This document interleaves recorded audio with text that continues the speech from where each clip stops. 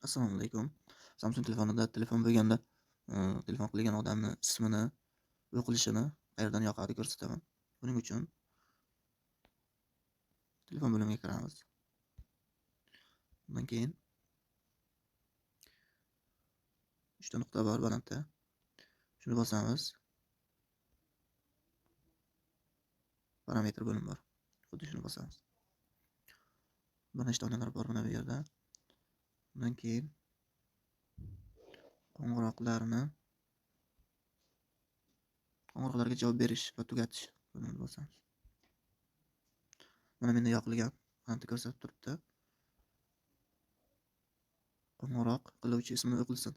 Xuddi shu joyni bosamiz. Yoqib qo'yamiz. Mana shu tartibda bo'ladi. Qo'ng'iroq bo'lganda shu joy yoqilgan bo'lsa, qo'ng'iroq qilgan odam kontaktingizda bo'lsa, ismi o'qiladi. Agar kontaktingizda bo'lmasa, raqami o'qiladi.